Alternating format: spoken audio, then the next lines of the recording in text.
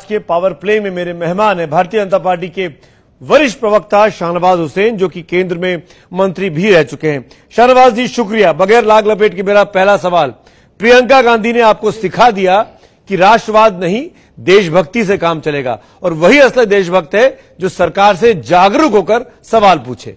क्या गलत कहा प्रियंका गांधी ने? 15 लाख कहां है? 2 करोड़ नौकरियां कहां हैं? भारतीय जनता पार्टी के नेता को प्रियंका गांधी से राष्ट्रवाद सीखने की जरूरत नहीं है। हमारे खून में है राष्ट्रवाद। हम जीते हैं राष्ट्र के लिए और मरते हैं राष्ट्र के लिए। ये भारतीय जनता पार्टी उनसे कुछ सीखने वाली नहीं है।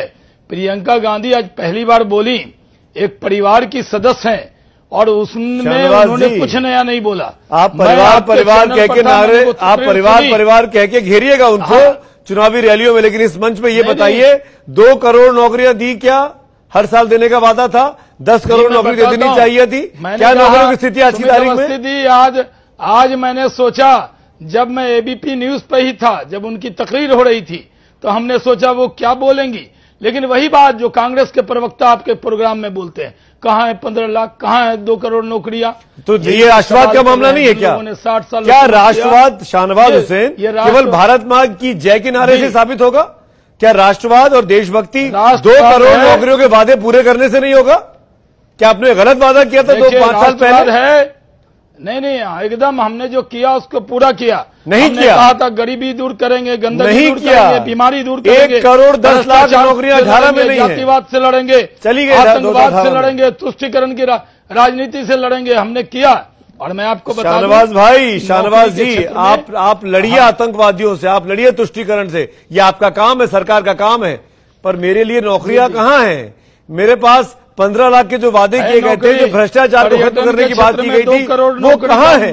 देखिए, मैं बताऊं, आज टूरिस्ट बढ़े, पर्यटन के क्षेत्र में 2 करोड़ के करीब नौकरी हुई, ऊर्जा के क्षेत्र में करीब ये कहां के आंकड़े? 4 लाख नौकरी हुई। ये कहां के आंकड़े पढ़ रहे हैं? बीजेपी ऑफिस के आंकड़े? ये गवर्नमेंट के आंकड़े। किस गवर्नमेंट के आंकड़े? कौन सी किताब से देख रहे हैं? बताइए मुझे। गवर्नमेंट के आंकड़े हैं। कौन सी किताब से देख रहे हैं? ये सरकार के दिए हुए आंकड़े हैं। सरकार ने तो बीते 2 सालों 3 सालों से आंकड़े नहीं दिए हैं। सरकार ने रोजगारी के आंकड़े छुपा लिए हैं।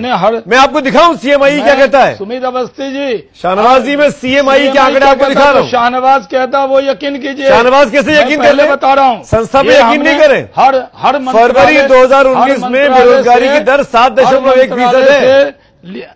अच्छा देखिए सुमित जी, यूपीए जब गया था 3.4 थी, लोन में दुगनी हो गई है बेरोजगारी की दर। मुद्रा आप मान नहीं रहे हैं। जी, मैं बताऊं, मुद्रा लोन में स्क्रीन पे देखिए, चल रहा है आपके सामने। नहीं, शाहनवाज हुसैन, झूठ नहीं है ये एबीपी न्यूज का सुमित अवस्थी टुनाइट है। सच कह रहा हूं। सब आंकड़े सरकारी किताबों से लिए गए। मुद्रा लोन में, अगर मुद्रा में 17 करोड़ लोगों को हमने मुद्रा लोन दिया, तो क्या वो कर रहे हैं? वो रोजगार नहीं है।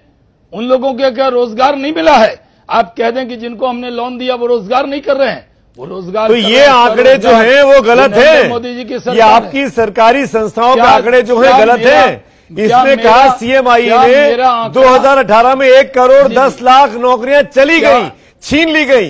कौन जिम्मेदार है इसके लिए? किससे हम जवाब पूछे?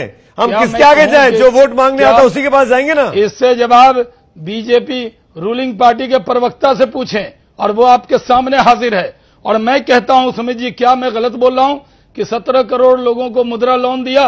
क्या वो 17 करोड़ लोग मुद्रा लोन से कितनों का खर्च चल रहा है ये पता करिए। लोन देने से काम नहीं होता है। शाहनवाज भाई, अगर इतनी आपकी मेरा सवाल सुनिए, अगर इतनी ईमानदारी से आप लोग काम कर रहे हैं, तो बीते 3 साल के रोजगार के आंकड़े क्यों नहीं जारी किए गए? 2015-16 के बाद से आंकड़े क्यों नहीं सरकार ने जारी किए? क्या सरकार देश से छुपा रही है? चुनाव का वक्त है, सच बोलिए, वोट चाहिए तो। देखिए, हमें कुछ छुपाना नहीं आता, हमें सिर्फ बताना आता है। क्या बात कर रहे हैं? आंकड़े जारी नहीं कर रहे हैं, आप लोग छुपा नहीं रहे। जिन्होंने आंकड़े, आपको मैं कह रहा हूं, मैं भागलपुर में गया, मेरे लोकसभा क्षेत्र में जाकर मैंने पूछा, जो लोग मछली का काम कर रहे हैं, जो लोग रेहड़ी का काम कर रहे हैं, किसी को 1 लाख 2 लाख जो सब्जी के लिए लोन और मुद्रा लोन में ऐसे लोगों को काम मिला, रोजगार मिला। और मैं आपको बता दूं इसके आपके पास आंकड़े नहीं है, क्योंकि आपकी संस्थाएं आपके खिलाफ बोल रही है, इसीलिए आप राहुल गांधी को हाफिज जी और मसूद जी में उलझाना चाहते हैं। इसीलिए आप नहीं बिल्कुल आपके नेता ने फिर बाकायदा प्रेस कॉन्फ्रेंस की बीजेपी दफ्तर से, राहुल गांधी ने जी क्या कह दिया, आपने प्रेस कॉन्फ्रेंस कर दी। ये इसका मतलब क्या बीजेपी तूल नहीं दे रही है? क्या बीजेपी तूल नहीं दे रही है? देखिए, आप मुद्दों पे रहिए ना, कांग्रेस बेरोजगारी पे रहिए, महिलाओं पे रहिए, किसानों पे रहिए, क्यों नहीं रहते? हम सब मुद्दे पे रहेंगे। हाँ, हम कह रहे हैं कांग्रेस को लत लग गई है देशभक्तों का अपमान और देशद्रोही और आतंकवादियों का सम्मान। हाफिज साहब, ओसामा जी, क्या बात कर रहे हैं शहनवाज भाई? आपके साथी हैं रविशंकर जी ने हाफिज जी कहा है, रविशंकर प्रसाद जी ने हाफिज जी कहा था। अच्छा, वो और ये जो कहा, और राहुल गांधी ने भी कटाक्ष किया, यही कह रहे हैं कांग्रेस का। इन्होंने सम्मान से कहा। आपने राष्ट्रवाद ये है कि भारत की सेना, साउंड बाइट में राहुल गांधी ने 3 बार हाफिज सईद का नाम लिया। एक बार जी जो कहा, उनका कहना है कि वो तंज किया, वो कटाक्ष किया। सुनी थी।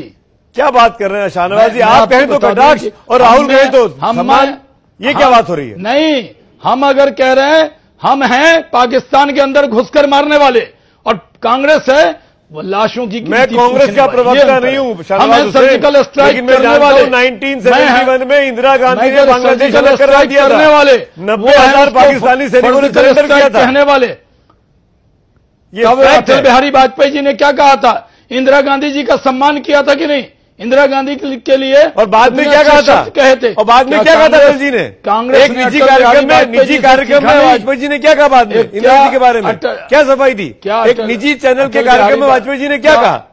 वो दूसरे चैनल की क्लिप में दिखा नहीं सकता। अटल बिहारी उन्होंने सफाई दे दी थी, मेरा उनका मतलब ये नहीं था। बिहारी नहीं, मतलब उन्होंने सम्मान किया था जब देश के हम लोग वो पार्टी है। तो राहुल गांधी ने भी डे 1 में सम्मान किया, राहुल गांधी ने भी एयर स्ट्राइक से सम्मान किया और कहा कि पूरा पार्टी देश के साथ खड़ी है, कहा सरकार के साथ खड़ी है।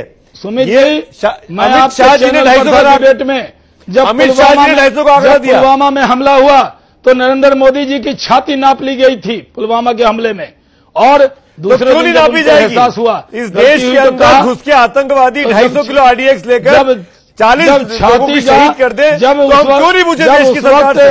उस वक्त हम क्यों नहीं पूछे देश के 250 किलो RDX कैसे आ गया? छाती लहूलुहान था, तब कांग्रेस पार्टी ने प्रधानमंत्री की छाती नाप ली। दूसरे दिन शाहनवाज भाई मुंबई में अटैक हुआ, सेना के साथ अटैक हुआ, लेकिन उस वक्त के गृह मंत्री को और महाराष्ट्र के गृह मंत्री को इस्तीफा देना पड़ा। आप क्या हो गया? आप क्या हुआ? किसका इस्तीफा हुआ? हमारे क्यों नहीं इस्तीफा हुआ? 250 किलो RDX क्यों आ गया था? गृह मंत्री का इस्तीफा क्यों नहीं हुआ? राष्ट्रीय सुरक्षा सलाहकार से सवाल क्यों ना पूछे? उनका इसलिए जी इसलिए हुआ कि वो कपड़े बदल के गए थे वहां देखने के लिए। देश के अंदर दबाव था।